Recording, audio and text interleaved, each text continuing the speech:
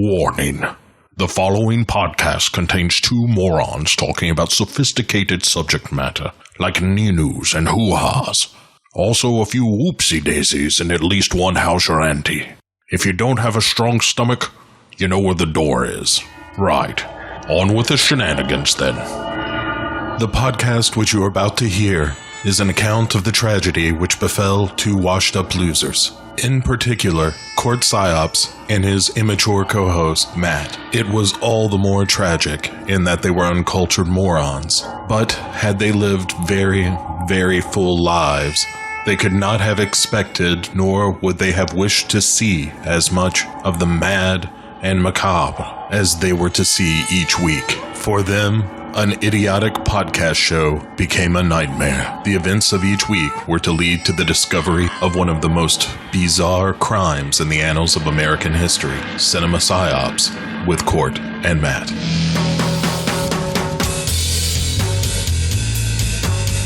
What is PSYOPS? PSYOPS, for psychological operations, is very simply the art of influencing how people feel and think, and ultimately how they behave and what they do. You don't have to defeat the enemy on the battlefield. It's better if you can convince the enemy to do what you want him to do without having to fight him. And that's really the intent behind PSYOPS, to convince people to do what you want them to do. So how does PSYOPS fit into what's happening now? The 2 points I'd like to make with you and the audience is that, first and foremost, PSYOPS saves lives. The second thing I'd like to say, a lot of people have misconception about PSYOPS. They think it's something deviant and brainwashing.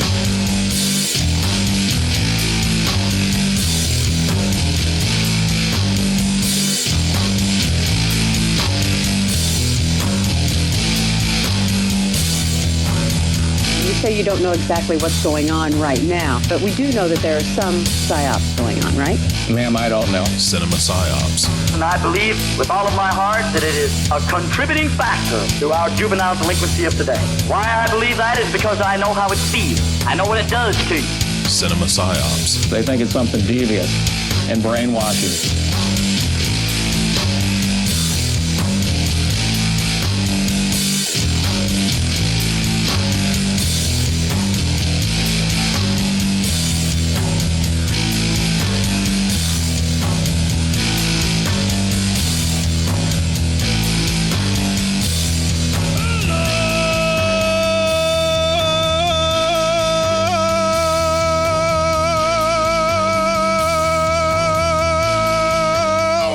Welcome to the 308th episode of Cinema PSYOPS. That is 308 consecutive weeks of this ridiculous, idiotic, stupid fucking, I can't believe I'm fucking doing this anymore fucking podcast. But that does not matter because this week, folks, myself and my co-host Matt are covering Phantasm. Yeah, Phantasm, and it's fantastically confusing. Okay, yeah. But I liked it. You had to do the notes, so I'll grant you that. But, yeah. Matt, are you sitting comfortably in the non-squeaky chair tonight? I am definitely not I'm in the non-squeaky chair, yeah. But you're not sitting comfortably because it's the non-squeaky chair. No, actually, it's pretty comfy. I'm okay. All right. Are you currently sitting comfortable in whatever chair you're in? I am. Okay. If you think this one's weird, you better fucking strap in. Oh, is it going to get worse? Yes. Jesus Christ. How? Huh? How? All right. What you need to understand is that the very nature of reality is always up for questions in the Phantasm series, my friend. So therefore, the things that you are currently seeing may not necessarily be the things that are happening in a reality, because you may or may not be in the middle of someone's dream that it's so vivid and so real they're convinced that it's actually happening, or you may actually be being gaslitten by the tall man as well in believing that what you are currently witnessing is only a film and not really a true account of things that Mike and his cohorts are suffering. Yeah, no, I'm fine. Everything's fine here. Okay. I accidentally took the blue pill. Am I fucked? No. What I'm getting at here, Matt, is this is an exercise in philosophical filmmaking as far as what I have always considered the Phantasm series, because it's variations on a theme and its ideas, and there is a contextual story to each of the individual films, and there is an overarching story. But this firm grasp on what is really happening and what is not really happening, our characters cannot rely on that, nor can we as an audience. I'm going to be really interested to hear your thoughts on this. Okay, look, the only real explanation I'm going to offer you is this is what I've always thought, or this is what I thought I saw in this scene. And I'm not saying I thought this was a bad movie. I'm not saying that at all. I didn't get that at all. I got that you were confused by it. I'm just massively confused by this. So, and you've had a lot more time to think of this because I've never seen Phantasm. Yeah, so you came in this series like the second one you've seen was the first one that you watched, right? I saw something. I know I watched a Phantasm, but it wasn't a full movie. I think I saw like the last half of a Phantasm movie. Okay. I don't know which number. I don't know which one. It was decades ago. Okay, so you've only like had a day trip around the crunch before covering this Phantasm film. Yeah. Okay, that's totally fair. The very nature of the way that this Phantasm series goes, I mean, this, and we'll have a lot more to say about it, but this is, I mean, predates even Freddy Krueger, and it deals in some of the same dream logic and, you know, what is real, what's really happening, you know, at what point is your mind being manipulated that you can believe what it is that you're seeing and everything. Like the questioning of your own perception of reality around you and whether or not you are starting to lose reality and lose your grip on reality, that's one of the main things that causes horror in this franchise. So it is intentionally confusing by that without nature. Getting too much into it, it sounds like you have to be able to control your fear to survive. That is actually, so far in the first movie, that is a major plot point, but not one that is very spoilery because it's very beginning of the film, and it may even be in the trailer. So yeah, that's the case. And if a being knows that it can control you through fear, it's literally going to throw everything it can possibly think at you to see what sticks. Yeah. And so because this is the late 70s, this is well before Freddy Krueger got into using that same type of thing, only in a very different sort of manner. Well, and also having to realize whether or not you're awake and dreaming and making sure that your grasp on reality is very firm. Like this is pretty fledgling territory, cinematic wise. You know, it's been written about like a bunch, but a lot of movies, like, I mean, I don't want to go through the entire history, but like very few movies go with this like distorted reality because it's so hard to pull off, you know? Yeah. Like you can swing for the fences all you want on it, and sometimes you're not going to make this amazing film that you think you're going to make, and like everything that you think is brilliant and awesome just turns out to be all of us staring at a fucking dreidel at the end of your fucking movie, and you think you're so genius, and like a bunch of people that are completely confused about your bullshit are also thinking that you may be a genius because they don't want to admit how confused they are about your bullshit. But that's not the case with Phantasm. Okay. You see what I'm saying? You know, you're staring at a snow globe, and the entire series you watched was an autistic kid's dream. Yeah, I got you. Right. Like sometimes when you try to offer up an explanation and then try to be so deep and meaningful about it, sometimes you're just an asshole. And sometimes you're just a douche, right? Sometimes you just made people care about a ton of characters and now they never really existed. So thanks a fucking lot. way to ruin an entire fucking series.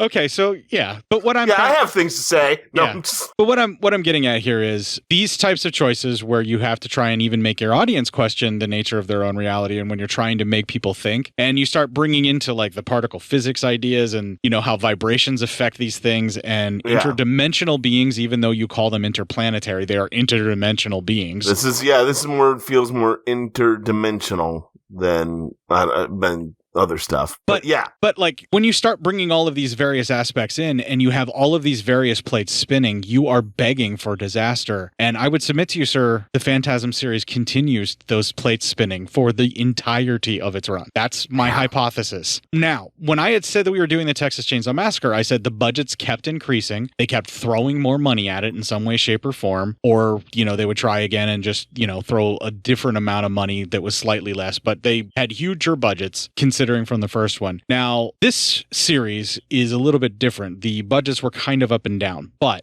basically after 2, because it skyrocketed with 2, because a major studio got interested, and then it pretty much plummeted, and the money just pretty much goes away towards the end of this series, but the creativity more than makes up for it. So it's a weird kind of journey that we're about to go on with these films, because it just gets more ambitious and more out there and more trippy with less and less money. And to me, again, this is my hypothesis, it pulls it off and it does it gloriously. And so unlike where we went down with Texas Chainsaw Massacre as the movies went on, you feel like we stay at the same level or go up as the movies go on. Yes, and not only that, it widens out the world and adds on while also going back in time and retconning things, but does it so masterfully that it essentially beats out franchise to franchise fest here, is what I'm saying. This is my hypothesis, that this maintains a certain level, and I would say that your entertainment value will definitely stay the same in all of them. There's going to be some story points that I'm sure you will get more than frustrated at,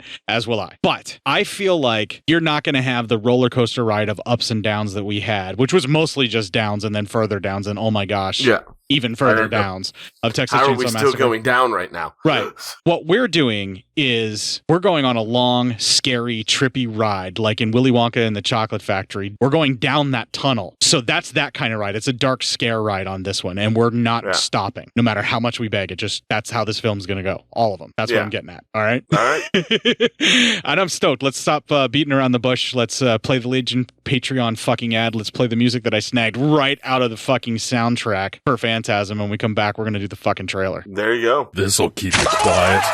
Oh, hi there. I didn't see you. You caught me cutting a new show. I'm Bo Ransdell, and I'm one of the many creators you can find on Legion Podcasts. I said quiet! My fellow podcasters and I work hard to bring you the best in horror podcasting, but that comes at a cost. Wouldst thou like to live deliciously? Not that, but also yes. No, what I'm getting at is that there are server costs, costs for good microphones and software for editing, all the things that make our shows, fun to listen to. And you can help.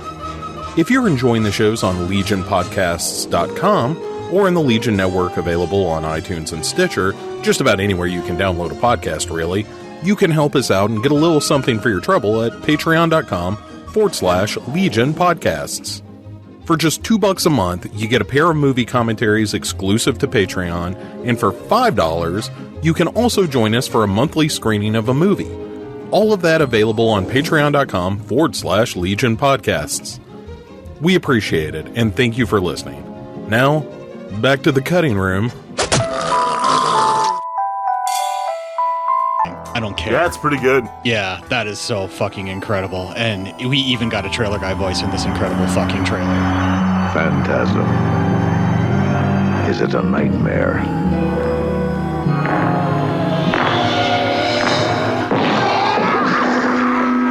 Phantasm. Is it an illusion?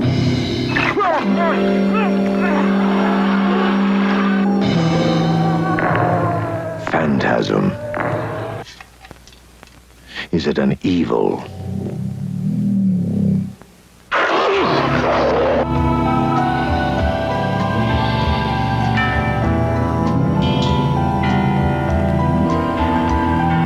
You have to take me home. But why? No questions. You must take me home.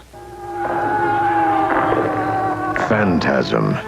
Is it a fantasy?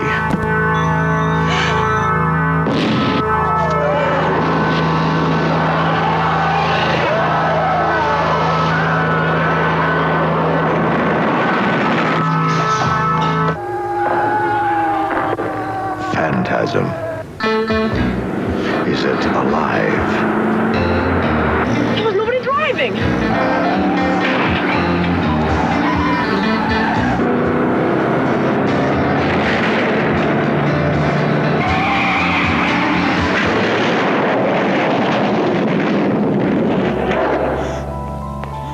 Whatever it is,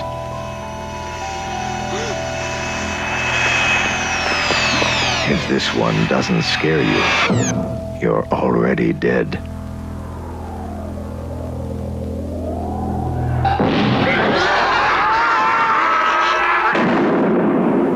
Phantasm. God, that trailer guy voice was awesome. Yeah, good trailer guy voice, yeah. Before we actually dig into the review, one more thing I need to make a comment. Did you notice how he's constantly asking us what Phantasm is during that trailer? Yes. So he is literally just as confused as you are as to what's going on. Right. Say, what in the hell did we do? What is the Phantasm? Everyone all right? If you are going to imbibe while watching the Phantasm movies in an effort to expand your consciousness, I highly recommend Joe Bob Briggs not too long ago had a very Joe Bob Christmas where he covered 1, 3, 4, and 5 for a Christmas special. And it's incredible. He gives you descriptions on altering substances, and he bases it on altering substances where it's alcohol if you're in the state where weed's not legal. But if weed's legal, he starts naming off the strains and when you should start smoking them during the watching of the films so that you will better understand what's going on with Phantasm. It is incredible. Like, I love his coverage of that. So I just wanted to point that out for everybody. Nice. But I can tell you, I have tried to watch the Phantasm films on many a mind-altering substance in order to expand my consciousness. Of course. I'm still confused. I don't blame you. Okay. I promise you nothing other than Joe Bob's commentary and knowledge of strains is quite something to behold. So let's do our review now. All right. Phantasm, first 20 minutes. Dude and a lady, well, they're getting down in a cemetery. They're boning. We see some boobs, so thanks, you, movie. Yeah. Oh, also, she is known commonly, I don't know if it's the woman in lavender. The lady in lavender or the woman in lavender. Lady in lavender. Yeah, that is correct. Well, as they're doing it, she kills him by stabbing him in the chest, and then we see her face. It turns into an old man's face. That turns into Angus Scrimm's face, the tall man. The tall man.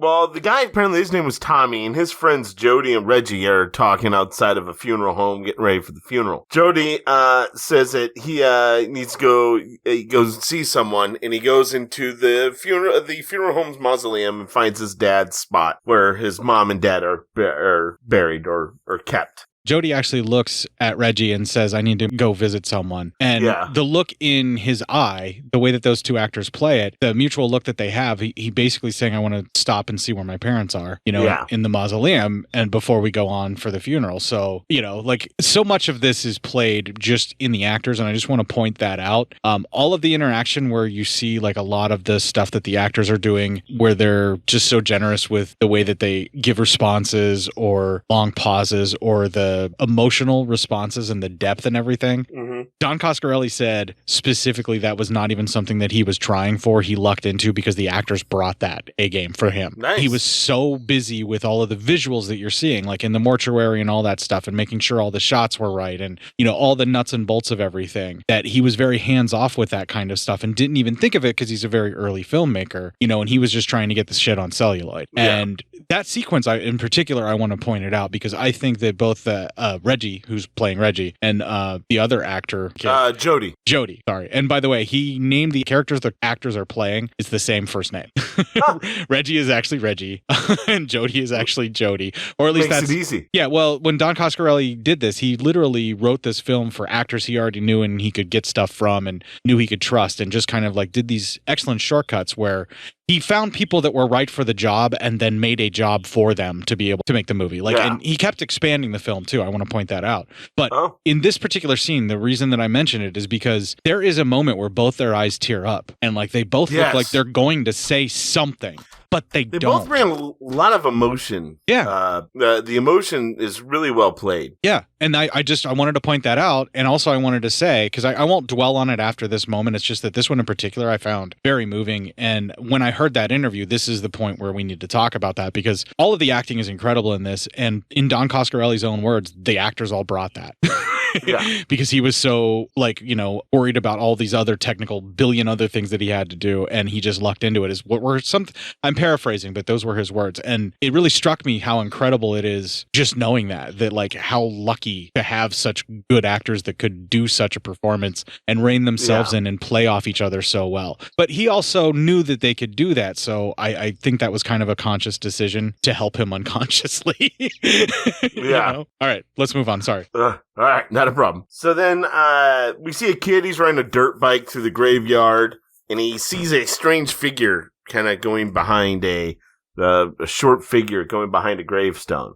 Well, then Jody starts hearing sounds in the mausoleum, and as he's looking out, the tall, scary man from the beginning tells him that the funeral is getting ready to start. at the funeral, they talk about his kid bro and him not coming to the actual funeral, and he's been having nightmares ever since their parents died.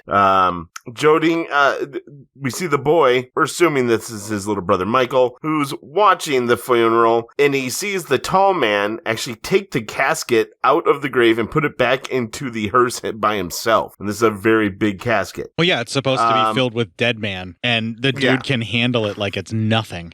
Yeah, pretty much. So he goes then and visits a fortune teller, and he's worried about Jody leaving again. Then we cut to a vision of them driving Jody's sweet fucking muscle car, and Michael's actually driving it. Barracuda. And they begin some maintenance when a friend comes up, and that's our first clip. Hey. So what brings you back? Tommy? Yeah, sure. Well, I just don't get off on funerals, man. They give me the creeps. I just want to tell you I heard about your folks. I'm really sorry. Yeah, thank you, man. It's, in 2 years, I guess you can just about get over anything. So, I hear you've been out on the road. Yeah. How come you're hanging around this dump? Well, I'm taking care of the kid, you know. Shit, I think after all that action, this town would drive you nuts. You're damn right. Now that the kid's 13, I'm thinking of sending him off to live with his aunt. But I'll tell you, he sure ain't gonna like it. I mean, as it is, he follows me everywhere. It's like he knows I'm gonna leave. He's a tough little kid. I love him. I'm gonna miss him. Grandmother has told you before not to worry. If he does leave, he'll take you with him. God, I hope she's right. She always is. There's something else. I'm really scared about something that I did. I was messing around up at Morningside Cemetery, and I saw something. Something really scary. It goes to a vision of him seeing what he saw, and then he was riding his dirt bike, and he sees the tall man and actually crashes his bike. The women have Mike put his hand in this box that just shows up out of nowhere. He struggles to get it out, and he says he feels pain, but the young woman says it's just his fear, to not have fear. And when he calms down, he's able to get his hand out of the box, and they tell him, you have to get all the fear out of your mind. And then the box disappears, and he leaves, and Grandma starts laughing. Then we cut to that same young girl who's with Grandma there. She heads to the funeral home. We see Jody and Reg, they jam out as their friends, and so they just jam out. Then the young girl in the mausoleum part of the floor, the funeral home, opens up a door, it's bright white, and then we hear screaming from outside. So, where we get an outside shot and you hear screaming. That night, Mike follows Jody, as he tends to do, to a bar, and he sees him hitting on a lady. We see it's a lady in lavender. They leave, and yeah, it's the same lady that was with Tommy, and Mike follows them to the graveyard. They get into some business while Mike watches, and we see some more boobs, so thank you, movie. Thank you, movie. And then a cloaked figure starts growling and chases Mike. He runs and screams right past Jody, and he sees him, and he follows. That ends our first 20 minutes. All right, I need to touch on the lady in lavender, and I'm glad that we have the 20-minute break here. This is a perfect opportunity. Right. One of the things that I said that Don Coscarelli was just kind of expanding roles as he saw opportunities to make the story grow. The lady in lavender, her only bit was going to be she's here, she gets picked up in a bar, and her and Jody get it on in the cemetery. Yeah. And then that gets interrupted by Mike and the monsters. But there was a look that she gives to the camera when she's disappointed that she, like he's running away to go help Mike. Mm-hmm. That was rather sinister, and so Don Coscarelli liked that, and he just thought she looked so incredible in lavender and her makeup, and she had such a stunning look, but she could hold herself in such a way that also was very sinister, and so he started to talk to her about the part, and she thought she was going to get cut down even further because all it was this smaller part where she just gets picked up in the bar, and then they start having sex, and she was worried that she was going to start losing lines or whatever, losing bits in her part. And Don Coscarelli tells her that he thinks she looks incredible, she's striking, and he got this sort of bit of inspiration of putting her in the film and making this lady in lavender be like this seductress siren who leads men to their doom for the tall man, as far as we can tell. Or is the tall man, and is the tall man gender fluid? I don't know. Perhaps. Or is the tall man even a man? Yeah. Is he just a being? Are any is of he these a man or a woman? Are any of these things that are working on behalf of the tall man even in this world, or are they just projections from another realm that are here? Because they don't seem to work by the same rules that we do in any way, shape, or form. And everything is just really kind of what the fuck is going on.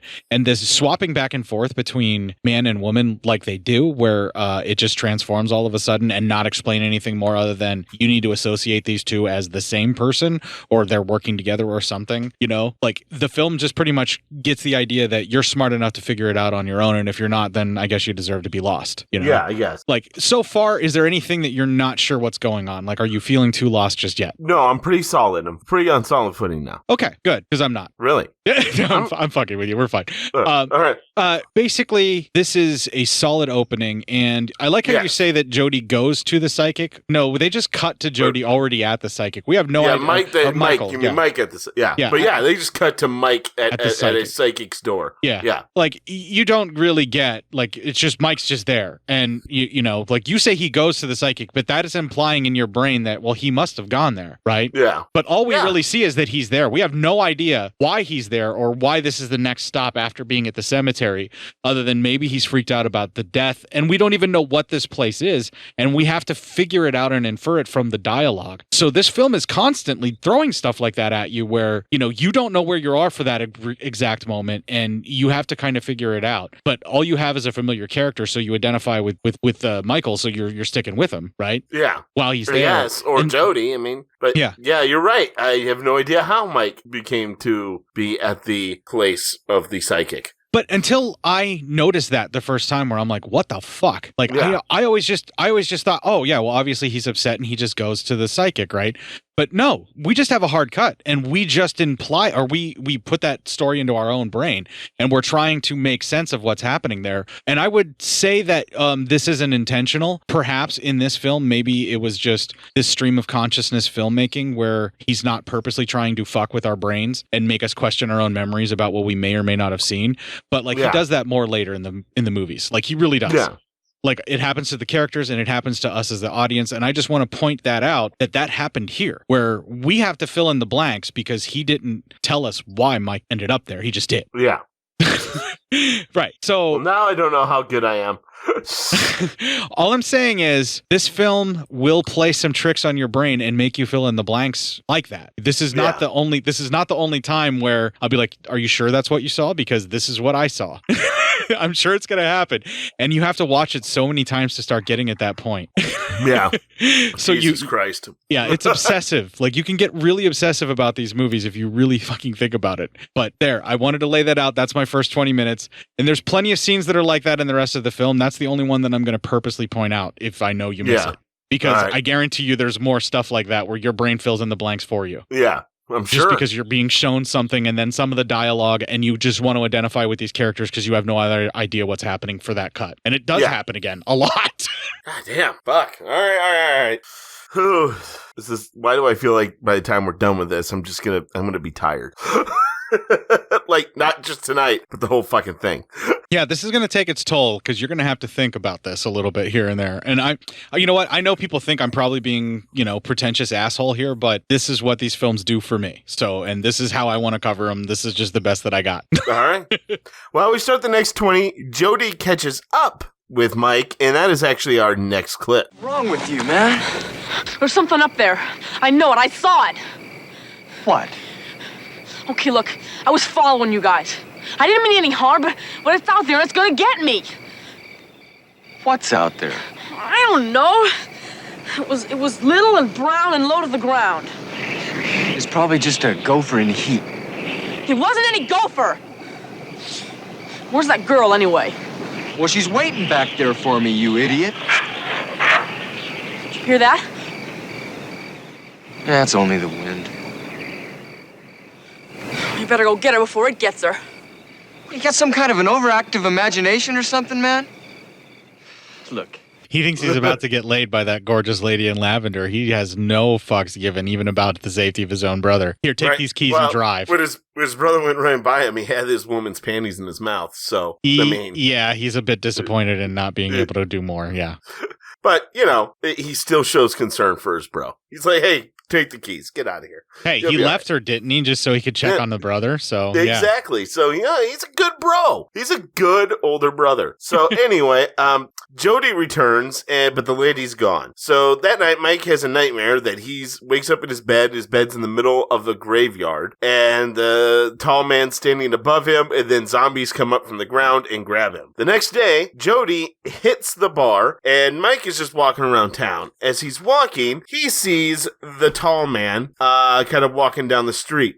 And Reggie's ice cream truck's parked there, and there's like a lot of steam coming from the back. Probably open it up in the heat, and all the cold. And the tall man stops, turns, and almost stares right at Mike, and then has like this, like he smells or senses something, and he smiles, and then he walks away. Oh, if you pay close attention, he's not just staring at Mike. It's a very hot day, which is why Reggie is doing gangbusters dealing in ice cream right now. But that cold that's coming out, that cold is soothing from the heat, and he is actually reaching out. You can tell his hands are reaching out and enveloping the cold, and he's trying to step into the cold, and he's just really, really enjoying. Like, he likes cold, like really, really cold. So he is clearly very uncomfortable in this environment, and judging that everyone else is wearing like jackets or whatever, kind of around, like Michael most of the time has got a jean jacket on when he's riding his bike and stuff. Yeah. And, most other people seem to be wearing at least long sleeves and are okay. It can't be that hot, but to him, it must be so hot because standing in that cold is almost sexual. And he's staring at Michael while he's doing this and just basically flaunting that there's something not right about him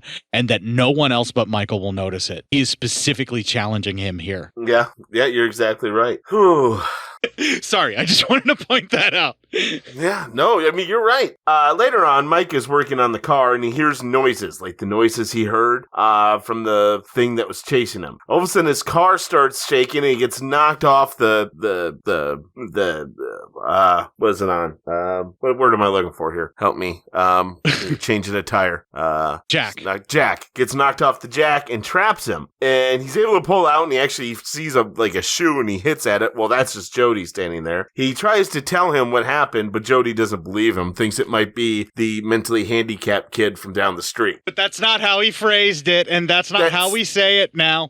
Yeah, he did not. Yeah, he phrased it in a very different way that I'm not going to phrase it. Mike packs up a knife and he heads to the funeral home and breaks in. He almost gets caught by a caretaker, but he hides in a coffin, and he sees that the tall man and he sees the tall man who addresses the caretaker, and the caretaker follows him. Mike then follows them into the mausoleum, and then he sees this metal ball flying through the air. Something that will become instantly known with Phantasm is this metal ball. It's almost on every cover of everything Phantasm. So I know that much. Often imitated, never emulated. The ball is back, bitches.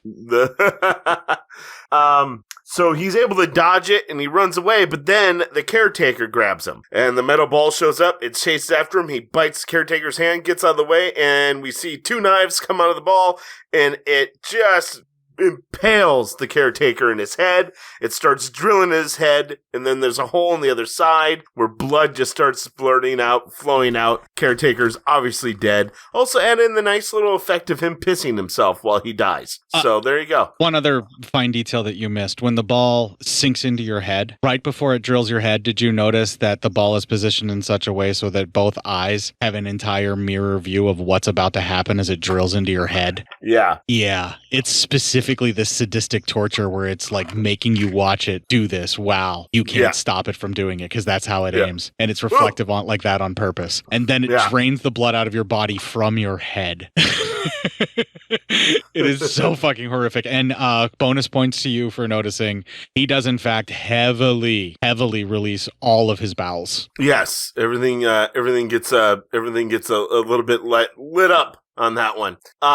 Okay. So then, Mike's like, I gotta get the fuck out of here. And he, starts running, but then there's the tall man. Tall man chase him, but he gets behind a door and barricades it. But then he notices the the tall man's hand is trapped in that door still, crushed. Well, he cuts off a few fingers and yellow crap starts coming out of it. Well, Mike decides to grab one of the fingers to get out of there, and then all of a sudden those little dwarves who are cloaked start chasing him, and they almost get him, but he's able to get through the window he broke into and gets away. And that ends that 20 minutes. Okay, when did Jawas first appear in Star Wars? Jawas, that was 1977. This was after Star Wars. 1979. All right. I don't know if Jawas were the influence for these little guys, but they certainly look a lot like them. But then again, anytime you put little people into an outfit similar to that, that's like a cloak. I mean, a Jawa design, I hate to say this, is really not that original. So it's really not. I mean, it's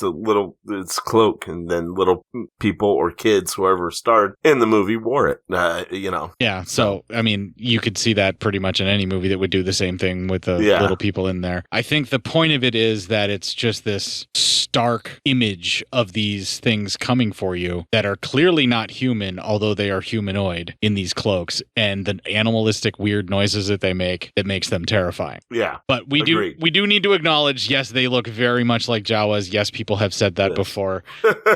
I don't know if it's intentional or not. Yeah. I really don't. And I would say if it is intentional, maybe more or less it's a homage. But does that mean that Jawas are actually made by the people that the tall man came from then? Don't do this to me. Don't you dare do that.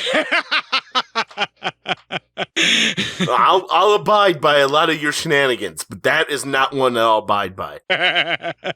No, I know. I was too far, sir. I withdraw. I withdraw the statement. Okay. Let's just get on with this review, okay? We'll all get out of this just fine.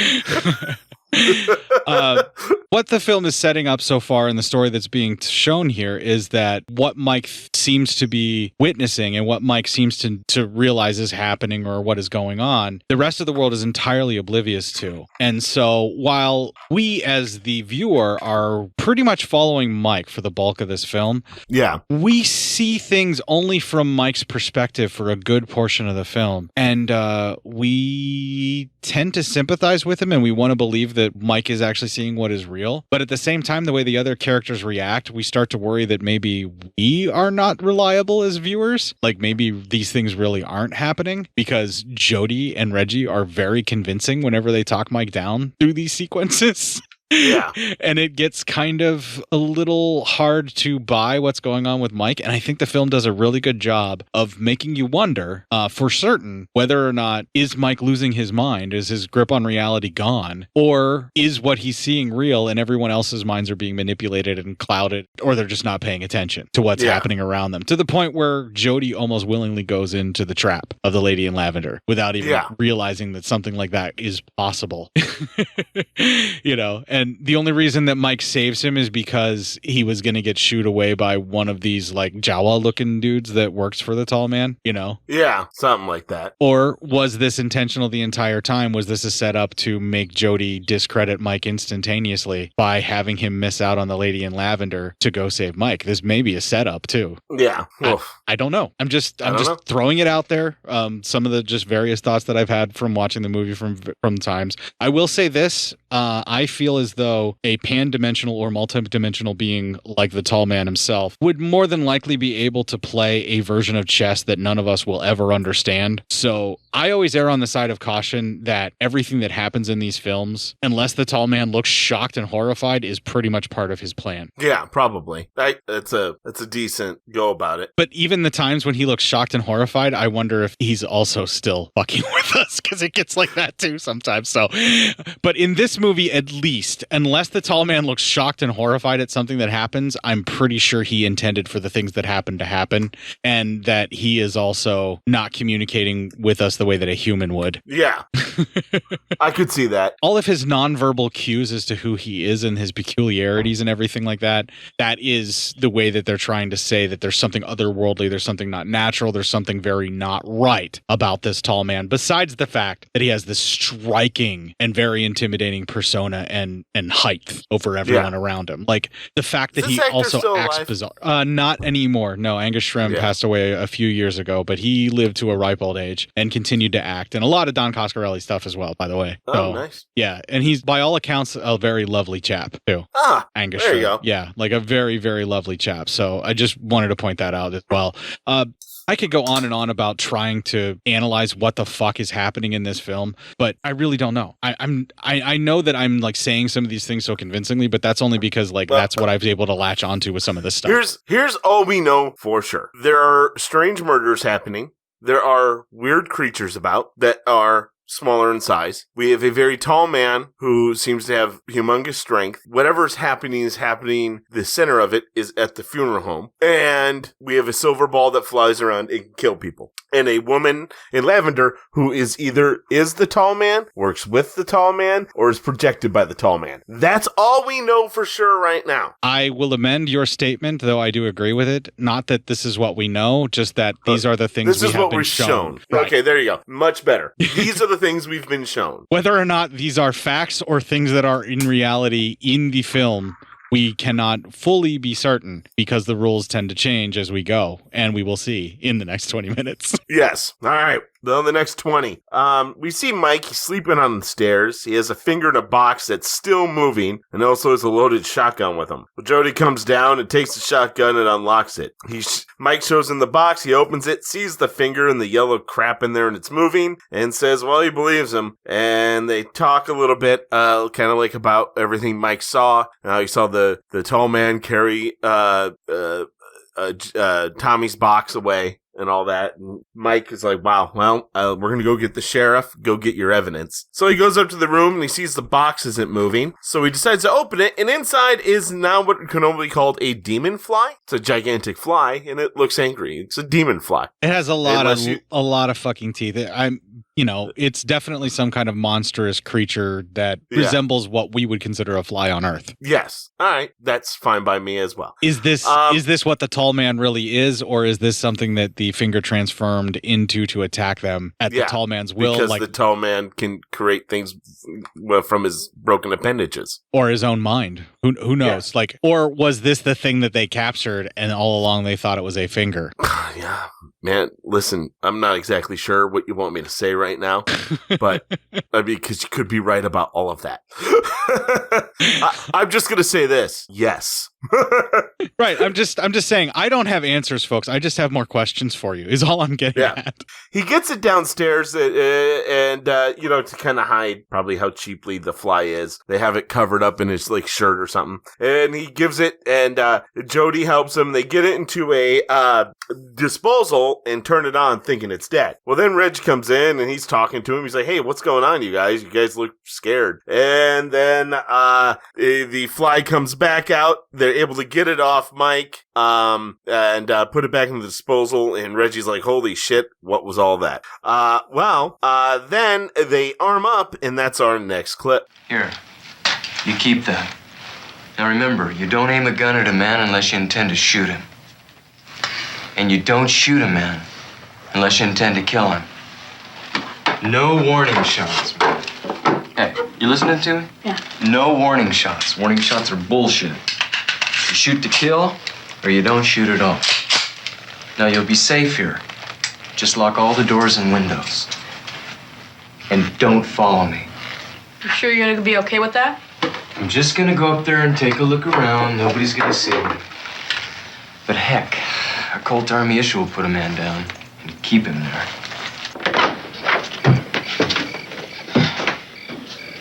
Remember that broken basement window around by the side.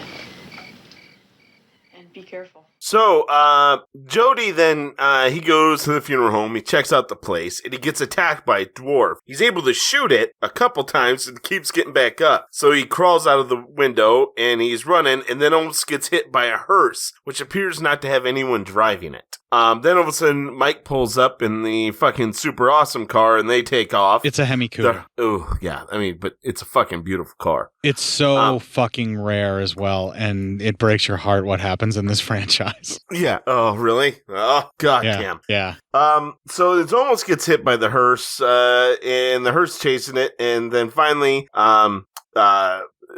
Jody gets a shotgun and blows away the engine of the hearse, and the hearse crashes. When they go in to check and they see it was actually a dwarf driving it, and it's like a fucking piece of tree went right through it. They uncover it, and we see the dwarf is Tommy. So very interesting. So then they call Reggie, tell him to bring his truck, and they throw the Tommy, thing into it. It's also bleeding, this yellow stuff. And they throw it into the ice cream cooler part of the truck and lock it up with a padlock. They get back to the house and they talk, and that's our next clip. I just can't figure out why they're taking these bodies and crushing them down to half size. Crush them. What about Mom and Dad? They're up there too. Hey, just forget about that. Okay. I see it all now. What we gotta do is we gotta snag that tall dude and stomp the shit out of him, and we'll find out what the hell is going on up there. Yeah, we'll lay that sucker out flat and drive a stake right through his goddamn heart. You gotta be shitting me, man. That mother's strong. Hey, hold on. First thing is I want Mike out of here. Reg, you take him over to Sally's, the antique store. He'll be safe there. Then hustle on back. And Mike, no arguments. All right. So, as Mike gets delivered to the antique store, he's going through and he finds a picture from like the early 1900s, and it's of the tall man, and he has like a horse and buggy as the town mortician, and the tall man even turns in this picture and smiles at him. So then he runs over to the girls and tells them he has to go home. Then we get to Reggie. He's driving back, and he starts hearing pounding from the truck. Well, then we see Jody sitting down. He dreams that he's in the funeral home, and he sees the tall man, and then he's attacked by dwarves and dragged into one of the crypts. The ladies and Mike, they're driving, and they find Reggie's truck flipped. They check it out, and the dwarf is no longer in the back. Tommy is no longer in the back, but there's plenty of that yellow blood. They get into the car, but then they are attacked by a ton of dwarves, and as they are fighting, Mike actually gets pushed out the back window, and the car takes off with all the dwarves in it. And that actually is the end of that 20 minutes. And what we'll be doing after this is the final 30. Okay, before we move into the final bits, are you not following what's happening with all the attacks, or are you pretty sure that you got a grasp on what we're being shown to believe is what's going on? Yeah, I got a pretty good grasp on what's going on. Yeah, this is all pretty much your basic meat and potatoes actioner stuff. I think he may have written a lot of these sequences and created them before he started getting more esoteric and weird with some of the stuff he was doing. This is basic meat and potatoes actioner stuff, and very cool. I feel sad for that ice cream truck when it gets rolled over, because it was a beautiful and cool truck, but it looks like it'll be fine. Yeah, right? I mean, it might have gotten a little dinged up, but it looks like it was gently easied over, Yeah, exactly. Yeah. I really dig that we now are supposed to believe that Reggie's dead. Yes. And that these girls are probably dead too. Yeah. I mean, not that they're very important characters in the story and the end of it, but... Right, but like the only reason we know that he was going to an antique store and that there's somebody that they know is Jody just says it, right? I'm having Sarah come get him and take him to the store. We don't even know who this is or whatever, like why she's bringing him back, but they're there, Yeah. We have no clue. It just is what it is. Yeah, right. Most of the stuff, like we said, is just the straightforward action and everything. And this feels like the tall man is done playing and he's testing their ability to defend themselves because they're arming up and he knows they're coming for him. So he's doing a divide and conquer bit right now. Which, is a smart tactic in war. Clearly, since it's working, they're already down a Reggie. Yeah, right. They were almost down a Michael. Yeah. And Jody is going into the lion's den alone. That's dangerous too. And he's already in Jody's mind. So, yeah. I mean, so there you go. Yep. Anything else? No, I'm good. No? I feel like we've set it up. Let's go ahead and finish this off. The final 30. Mike returns home and he tells Jody kind of everything that happened. Jody then says, all right, you're going to stay here and I'm going to go there and check it out. And then he says, he locks Jody in his room by putting a screwdriver in the door so Jody can't get out. Well, then Mike has a shotgun shell, and he uses it. And Mike's a little MacGyver. Mike's a pretty intelligent character in horror movies. So now he's going to get himself into trouble, but he's all right. He basically made a hammer grenade. Yeah, because and he blows a hole through the door. Yeah, and then he can remove the screwdriver, and he gets out. If you hit a shotgun like that, if you hit a shotgun shell and explode a shotgun shell without it being encased, that shrapnel's going everywhere. Yeah, it would have hit him too. He needed to have some kind of a tubing around it to focus it into the door, like he was going to do a shotgun blast into the door. Yeah. Something like that. Yes. Anything like that. We then cut to Jody driving to the funeral home. Mike leaves, and as he's getting ready to leave, he opens up the front door, runs right into the tall man, and he's got all his fingers. So, sorry about your damn luck. Freddy did this same gag, only he cut it off right in front of him and then regrew it. Yes, that's true. The tall man then takes Mike to the funeral home. Mike is in the back of a hearse, but he has the gun, and he shoots out the back window, then shoots the back wheel from inside the car. He's able to jump out, and the hearse crashes and explodes. Then Jody goes to check out his dad's casket. He brings it out, but he can't bring himself to look. He just says he's got to be in there, but he can't look. Mike, he gets inside. He finds that casket. He checks it, and he finds it's empty. That's, that gets him. And then he gets chased. The metal ball shows back up. He gets chased by it. As it comes, it almost looks like he's going to get him. Jody shoots it, destroying it. I just have this feeling that the metal ball is going to be much bigger part of these movies. Yes. Come later movies. Something tells me it's going to get a lot more kills. Part 2 specifically marketed itself as the ball is back. Yeah. All right. So yeah. Then all of a sudden Reggie shows back up. He's alive, and he tells them so are the girls. He found the 2 girls and more other girls from town that he'd never seen before.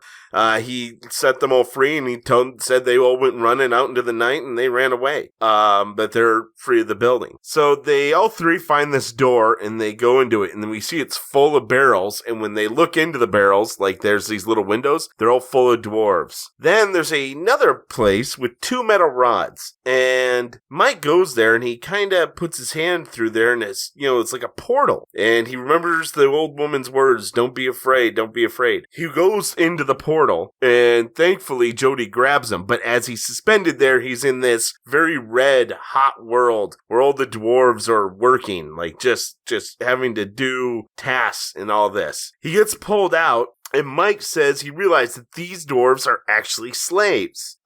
And they crush them because of the gravity and the heat of their other world that they have to go work in. And that doorway is to their planet or dimension or whatever. But they say planet. Then the power goes out and everything blacks and everything goes black. We don't see anything. We can hear dwarves attacking, gun shooting. Then we see Jody somehow outside of the funeral home looking for Mike. Power comes back on and Reggie is alone in that room. He touches both the metal rods, remembering how he touched his musical rod. And after that happens, he touches the top of both metal rods for the doorway. Then we see Jody's looking for Mike, and we see Jody still looking for Mike, and we see in the background the lavender lady's watching. As Reggie touches both those things, he triggers something, and she gasps. Everything all of a sudden starts getting sucked into the doorway. Reggie's able to get out of the room just barely.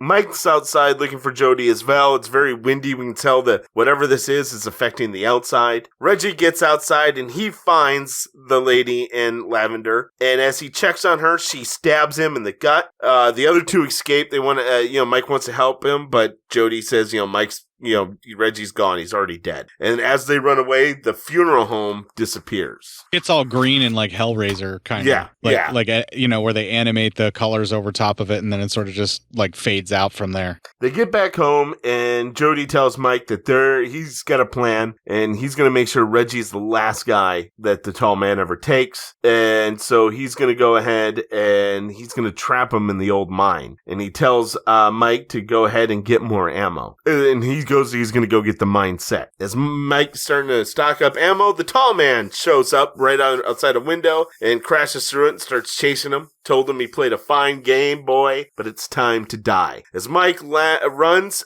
he remembers to have no fear as 2 tombstones pop up at him, and he's reminded to have no fear. Then all of a sudden hands come through mud to try to drag him down, but he gets free. He has the knife out, and the woman in lavender standing there also with a knife out, but doesn't attack him. He's able to get by him. Mike leads then the tall man on a chase, and as Mike runs past, the tall man falls through a trap where he falls into the mine. Then all of a sudden, all these stones come down from Jody, trapping him. You can hear him still banging as he's being trapped by all this stuff. Jody raises his hands in victory. Then Mike wakes up and he talks down, and we see he's talking to a very much alive Reggie, and that's our final clip. I hear the sounds. I know those rocks aren't gonna hold them. Not for long. Hey, you had a dream. Just a nightmare. What do you expect? You've hardly slept since the funeral last week. I know those rocks aren't gonna hold them. First he took Mom and Dad. Then he took Jody. Now he's after me. Mike, that tall man of yours did not take Jody away. Jody died in a car wreck. You had a bad dream. I know you're scared, but you're not alone. I'll take care of you. I know I can't ever take Jody's place, but I'm sure as hell gonna try.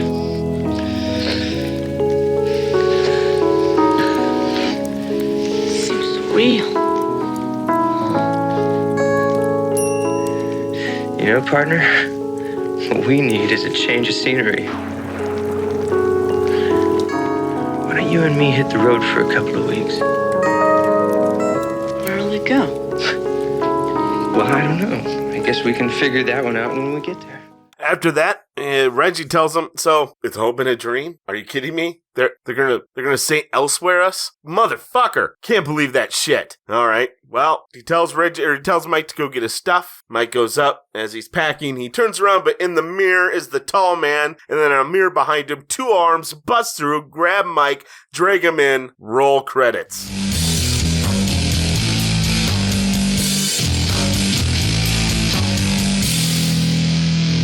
Okay, so at this point in the film, we're not sure who actually is dead, who is actually still alive, if any of this is actually happening, or if Mike has completely lost his mind. Should we believe that it is in fact what Reggie said, that it's all been a dream, that he's still dealing and reeling with the loss of his parents not too long ago, and then recently Jody in a car crash, so all of this where Jody comes back and, Jody's around and he's helping Jody work on his car and all of this kind of stuff, like the entirety of the film may have been Mike's wish fulfillment dream that you often get when you lose a loved one, of getting more time with them or, getting to say that final thing that you've been wanting to say. Our subconscious actually makes that sort of thing bubble to the surface in dreams sometimes. I know of at least 2 people besides myself that have experienced something like that when they've lost a loved one, where they had a dream and they got to speak with them knowing that they were gone in the dream, and it's like a way that your mind closes stuff out. Is that what's happening to Mike in this? No. With Jody, In my opinion, no. It's the tall man playing whatever game the tall man wants to play. But maybe the tall man got defeated and he changed reality. Well, that's a possibility. I feel that the tall man does in fact warp your reality if he can't defeat you. I think everything that we've seen in the film thus far, all the horror, everything, including all of these various deaths, is literally the tall man throwing anything he can at Mike to get fear out of him. And Mike is standing up and basically unwilling to flinch at what the tall man has to show him at all. And so the tall man tries, because the greatest thing that anyone should ever fear is the loss of those that they love, clearly. Yes. And the tall man is finding that by doing what he's going to do, where he's taking various people that these guys love, because we were convinced Reggie was dead, and then all of a sudden Reggie just shows up. Yeah, right? And then all of a sudden Reggie's like, "Hey man, I'm here." And I'm like, what the fuck? Right. And then all of a sudden Reggie's dead again. He gets stabbed, and we see him get stabbed. We watch the woman stab him, and yet... Yeah, we watch him die. Yeah, we watch him... He lays there, bleed out. Right. And then then Mike wakes up from a dream. All of a sudden, Reggie's alive, and it turns out it was Jody the entire time. Yeah. And in that clip, there was a moment where we see that Mike had visited Jody's grave in a completely different looking graveyard, which would tell us that that graveyard that was in Mike's dream, or that we always see in all the movie, doesn't actually exist. Probably. It's a completely different graveyard. Yeah. Which completely different gravestones. Right. And whether or not that was intentional, we're not sure. But, you know, let's just say that because we know it's different, we are going to make that assumption. Yes. Right. So I do believe that everything that Michael's going through, and even us as an audience, all of this is the tall man testing our fear, because once he can get into our fear, he's got us. Yeah. And the way that he does this when he's unsuccessful, he just automatically makes us think it's a movie. I'm being facetious there. That's just being me having fun. But like, like if you want to have fun with it and get really freaked out, then just think of it that way, that where as soon as you're done watching it, boom, it's back to just being a movie in your mind, and a really confusing one at that, because the tall man didn't succeed in his mission with you. And with Michael, you know, he tried with making him lose his parents, and then he tried making him lose his parents and Reggie, and then when that didn't work, now he's going to try and make him lose his parents and Jody, which was his greatest fear all along anyway. And now what's going to happen with Michael? Has the tall man won when he goes to grab him here at the end? Because it sure seems like this is him winning. It really does. And, you know, fuck, I don't know, man. That's one hell of a way to end a movie. Is Mike even really alive down there? Or Reggie. Is Reggie even really alive? Well, that's the question. Yeah, is all of this just him giving people to Mike again to try and soothe him and make him feel a little bit better, so they can then yank them away once again and try and drive him a little bit more insane, or get that fear going to where he can finally control him and take him over? But clearly there's something about Mike that resists whatever it is the tall man is doing. And in so doing, Mike can also inoculate those around him by actually showing them things that they weren't paying attention to before. But once they all start going down this path, you look like the crazy person is the problem. Like, no one wants to believe anything that these guys are going to have to say. So the more that they're like, no, there's a guy that runs these mortuaries and is cleaning out all of these towns for the bodies, and he's shrinking them down. Like, the more you try to explain what's happening in Phantasm, the more you sound like a crazy person. It's true. These are facts. Now imagine trying to explain that to someone, saying this is shit that I've actually seen, and have them believe you and not sound crazy. Like, that's impossible. You just give up on recruiting until you have proof. Yeah. And how do you get proof? You break into a fucking mortuary? Again, crazy. Yeah, right? Jesus Christ. This is what I love about this film. I really do, because everything about it makes the person that's supposed to be your hero seem like they're completely insane, and you're being forced to follow from their perspective, even though what they're doing is clearly maybe the wrong thing. Yeah, right. But at the same time, because you're being shown what you're being shown, you just go along with it and you cheer them on. Yeah. Because Angus Scrimm is terrifying, and he makes a great bad guy, and I'm always going to accept him as terrifying. He's a creepy bloke. I mean, in the movie. Yeah, well, he was a wonderful, warm person in real life. I've seen that in interviews and everything like that. But when he plays mean, when he gets that mean look, my God, it just chills you to the bone. That means he's just a good actor, man. And you know what? Some great acting in this movie. Yeah. You felt the emotion from Mike, and you felt that Jody cared so much for Mike. You felt that caring. You felt that Reggie held that friendship with Jody close, and he considered Mike his own little brother as well. You felt these friendships, this grouping. You felt the emotion from these characters.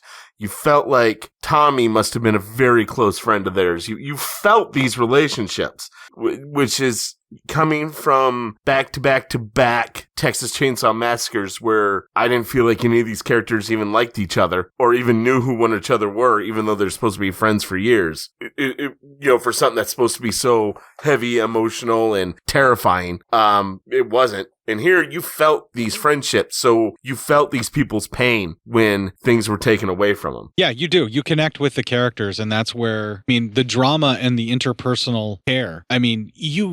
You have to be a really cold bastard not to automatically just gravitate towards Reggie and want to hang out with him. Because Reggie seems like just the most decent dude. Yeah, give the shirt off his back to you just to make sure that you're a little bit more warm. Playing his guitar just to have a good time and laugh with his friend on his porch. Just selling ice cream because it makes him happy to make other people happy, and it's a good way to make money because he gets all these smiles he gets to put on people's faces. Just a genuine good dude. And this is the guy that's going to go up against unspeakable horror, you know? Yeah. Like a guy that in normal life I probably would absolutely be annoyed by. I'm like, you're not this fucking good. This is ridiculous. You're not that good. There's some secret to you right now. Right. A guy that's like so Mr. Rogers good that you just can't believe that someone could be that good. Yeah. Yeah. That's Reggie. In this movie particularly, that scene where he's talking to Mike right after, like, and he's trying to soothe him, it's like, you could see it in Reggie's eyes. Like, it's like he's done this several times. Like, Mike is just getting further and further from reality.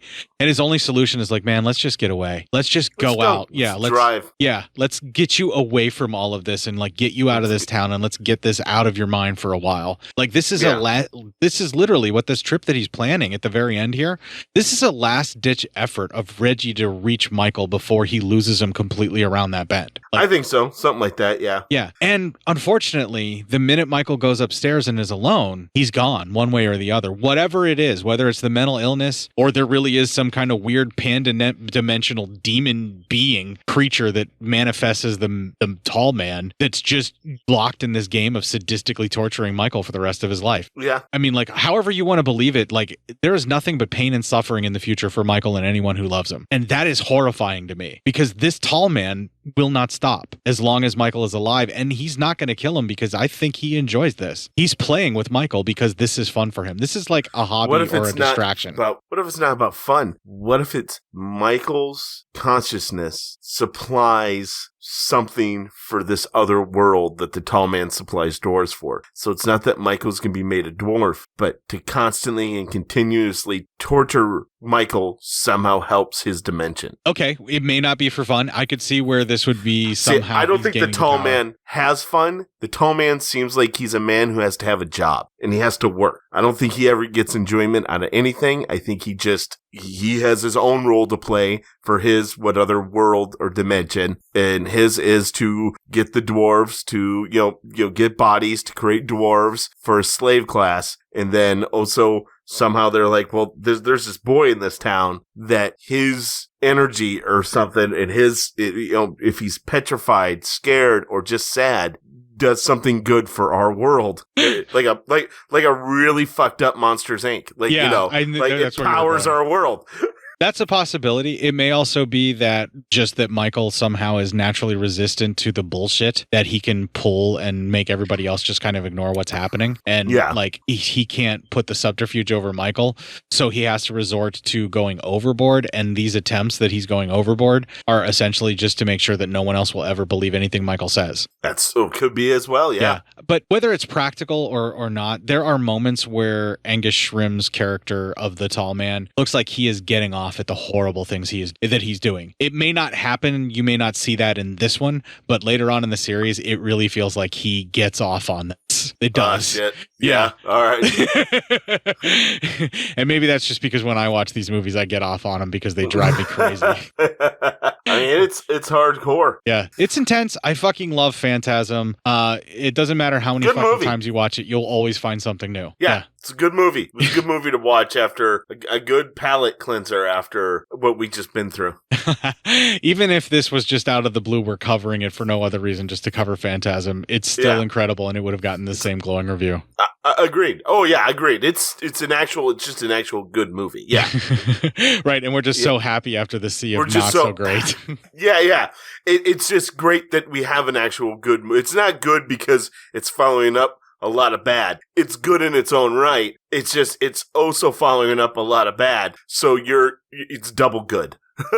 Your enjoyment of these films is something that I guarantee will stay with you. At this level, it may increase. I can't promise it will increase, but I guarantee you will always find something enjoyable in every of the Phantasm films all the way to the end. Nice. Yeah. That's awesome. Yeah.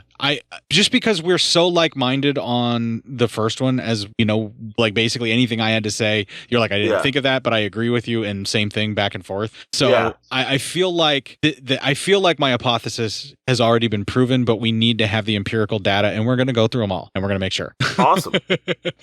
But we have feedback, so we need to take the break here. We need to play the Geek Radio Daily promo, and when we come back, we'll have a little more music I ripped right out of the Phantasm film, and we'll get to that feedback. Are you having trouble keeping up with the ebbs and flows of modern geekery? Is the real world holding you back from knowing what is happening in the geeky world?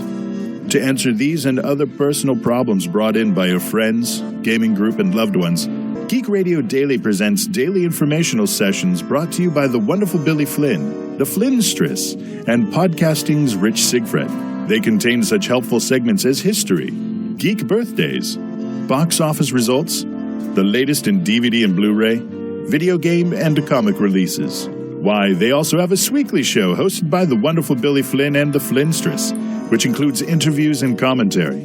And to make sure you are informed, Geek Radio Daily also provides you with your daily dose of geek news to make sure you know more than that jerk know-it-all Steve. Visit us at geekradiodaily.com. That's right, Geek Radio Daily. All the geek without the weight. Now available in fine Corinthian leather.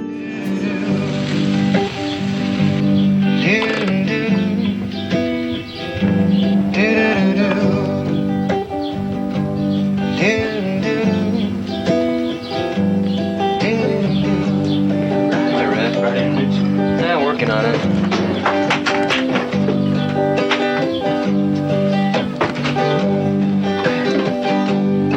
I'm just a sitting here at midnight. And I've been sitting here till noon. You see, my lady left me lonely. Yes, she did. Baby left me blue.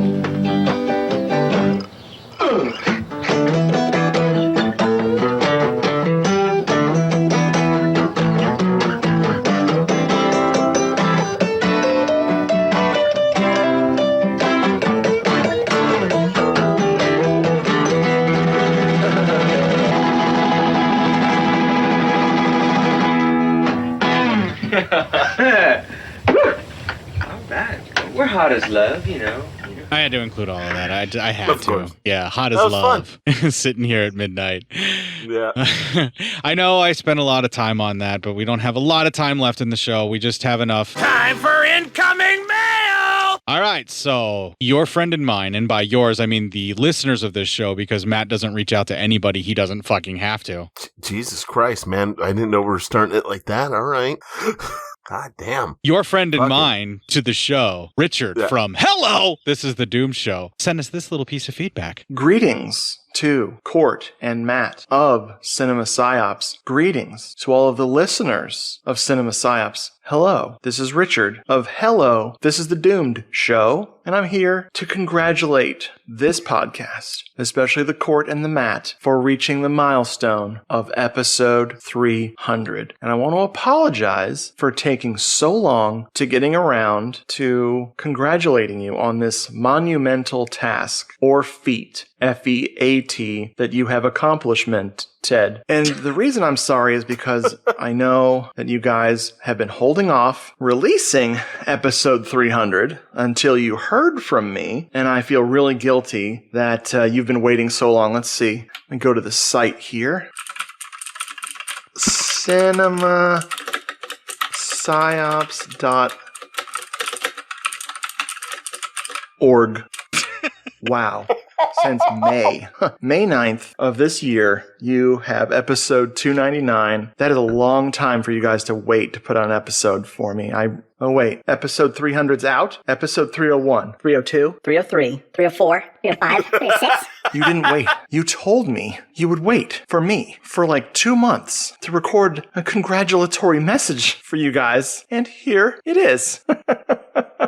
But seriously, folks, I love this show. I am actually looking forward to episode 3000 because by then you'll have covered Grease 3, which does not exist yet. But in 2062, Grease 3 will be released in April, and it is going to star Arnold Schwarzenegger's clones. It's going to be great. But enough about that. I also heard you guys have a frickin' 6-year anniversary. 6 years is longer than most people's lives, bruh. And I can't even imagine not being in a room with Matt for 6 years, much less being in a room with Matt for 6 years. Keep up the good work, gentlemen. And here's to another 2,700 more episodes. Because if you don't get to episode 3,000, did you even record a podcast? Nice. Oh, Jesus, Richard, you're a madman. That's good stuff there. Yeah, we're actually coming up on our 7th year. This is the close of our 6th year, so we're past 6 years already. We're actually rounding up towards 7. Yeah, we're hardcore, man. Yeah, man, that's a lot of fucking episodes in a lot of fucking weeks. But Richard brings up an excellent point. I did, in fact, tell him that I would wait until we were going to record the episode. Oh, man. Well, you lied to him. No, there's no way I'm delaying an episode. He's just fucking around. And yeah, but that was fucking hilarious. I got to say, I love Richard's editing techniques, how he always messes with the audio and does pitches and stuff like that. Makes it sound like he's a glitchy Max Headroom because he can't process certain moments. I love it. He can't process his human emotions. Yeah, that's pretty much going to be my review for every Phantasm film. I cannot process these humans' emotions, Dave. Yeah, right? Yeah, no kidding. Jesus. I'm getting ready to... I already got a migraine. Well, the fact that this is a shorter episode does not in any way, shape, or form reflect the film. I feel like we just kept it lean and on task, and I'm more than happy to close it now if you are. I'm just fine with that. I think, I think we're going to get into a lot of stuff here in the next coming weeks with these movies. Yes. How many are there? 5 in total. 5 in total. There you go. Yeah, so we are 1 of 5 down. And nice. Yeah, I'm going to just state out right now that while I absolutely love the original Phantasm, it's not my favorite in the series. Oh, interesting. Yeah, well, and I like certain ones for different reasons, and we'll get into that when we do it, but the one that I always like to go back and watch the most will probably be very easy for everyone to guess, and it probably won't be the one that everybody thinks it's going to be. Enough teasing, enough edging, let's end it. If you enjoyed this show, then make sure you check out the other great shows on the Legion Podcast Network, like Cinema PSYOPS, Cinema Beef, Devour the Podcast, Duncan and Bo Come Correct, Exploding Heads Horror Movie Podcast, Friday the 13th, Get Slayed, The Helming Power Hour, Hello, This is the Doom Show, Hero Hero Go Show, Kill the Cast, Underwater Kaiju from Outer Space, Jerry Hates Action, Legion After Dark, Mental Health, Obsessive Cinema, Discourse, Pick 6 Movies, the podcast by The Cemetery, the podcast on Haunted Hill, the Psychosemantic Podcast, Rick Radio, House of Wax, Dude Looks Like the 80s, Rabbit and Red Radio, the Shadecast, Short Bus Cinema, 2 Drink Minimum Commentaries, the VD Clinic, Who Will Survive Horror Podcast, and Witch vs. the Doomsday Clock. With such a wide spread of shows, there is guaranteed to be a niche for you to fall in love with. Horror, politics, movies, books, sex, music, commentaries, health, video games, kaiju, action, news, comedy, and opinions that would most likely get you killed in some parts of the world. We are proud to bring you some of the best podcasting in the world. Check us out at www.legionpodcast.com, iTunes, Spotify, Stitcher, YouTube, and any other dark corner of the internet where podcasts can be found.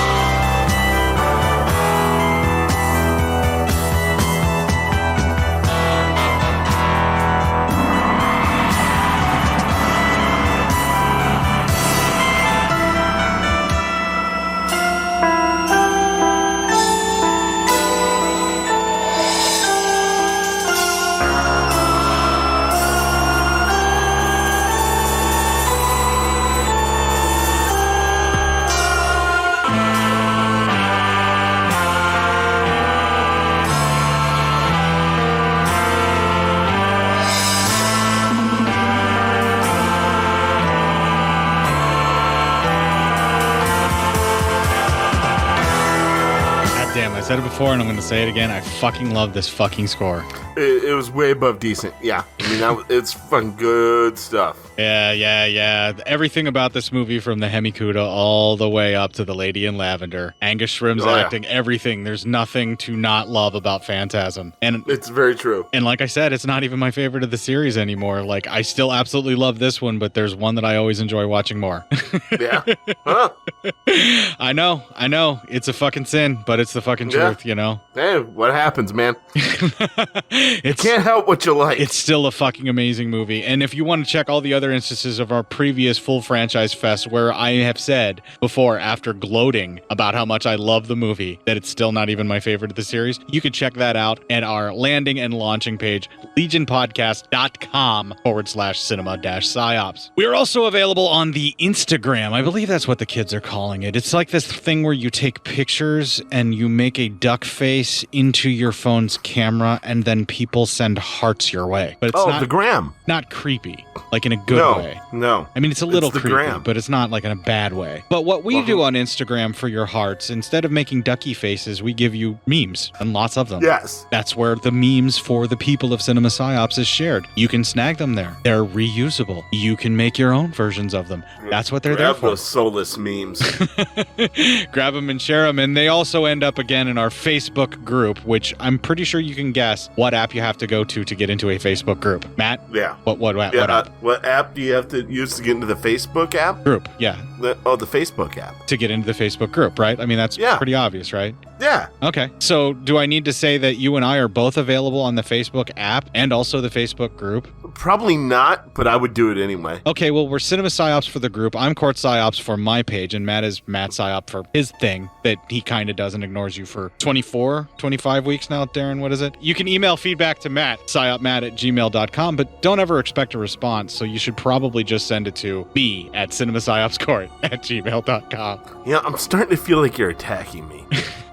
No, I'm publicly shaming you. Oh, is that why I'm so hard right now? Jesus. It's one of your kinks, so that would make sense. If you would like to learn more about Matt's kinks, you can twit a couple of tweets to a couple of twats on the hate-filled shitfest that has been reformed into a porn bot haven known as Twitter. I am @court_psyop there, and he is @psyopmatt. So please, twit your twats at us. Yeah. Wait. No, yeah. Well, while you're out there, Darren, feeling neglected, abused, misused, and mistreated because he still hasn't gotten back to you in like 23, 24, 25 fucking weeks, kick the fuck out of Matt PSYOP and this week and make it your bitch.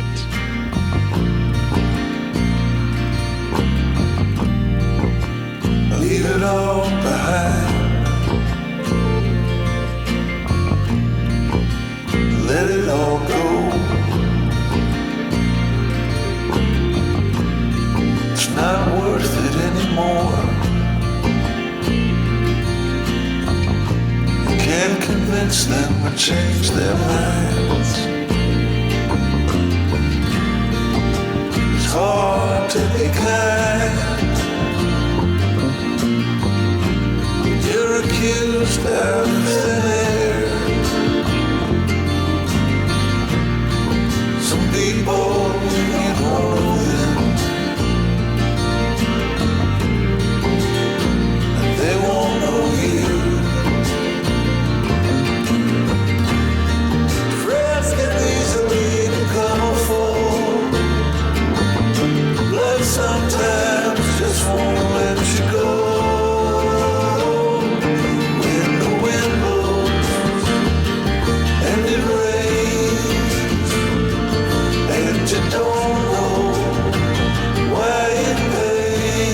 So, and it won't stop for a while.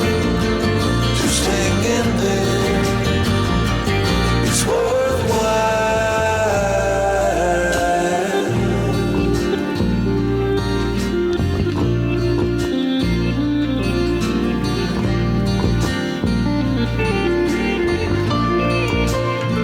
Don't let it get to you.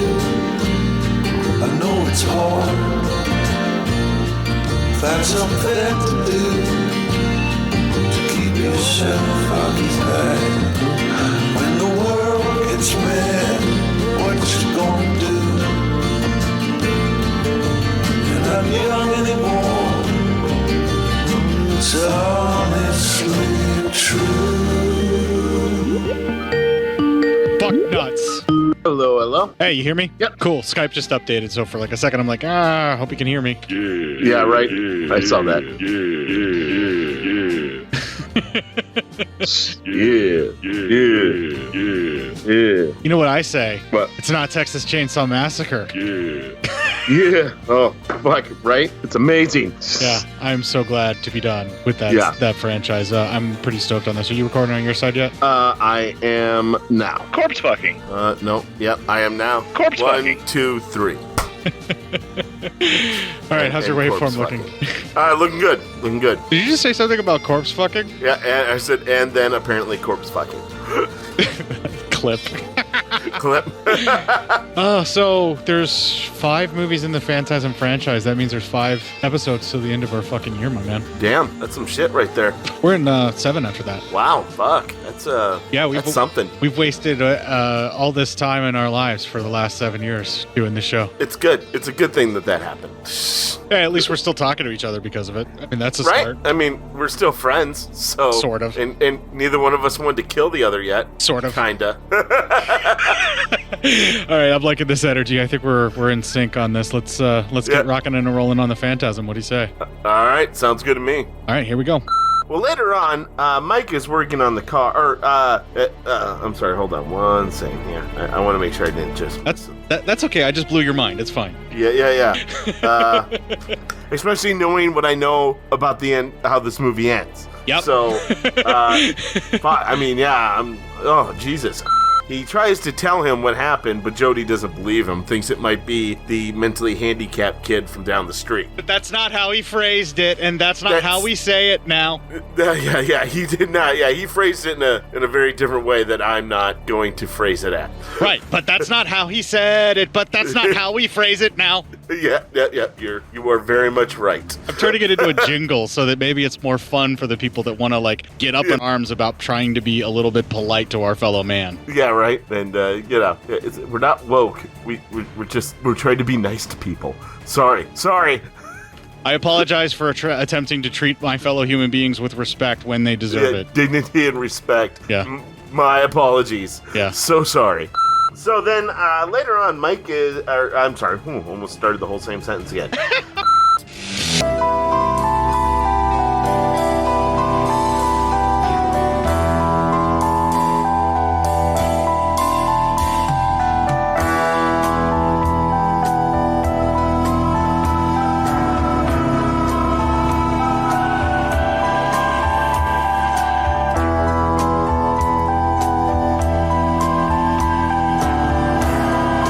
Fuck out, Matt Psyop. And this week, and make it your bitch. I think I had to do both franchises starts that way, right? Yeah, I think so. I think that's where I started that one. Yep. We're out. We're done. We're good. All right. And I have stopped recording.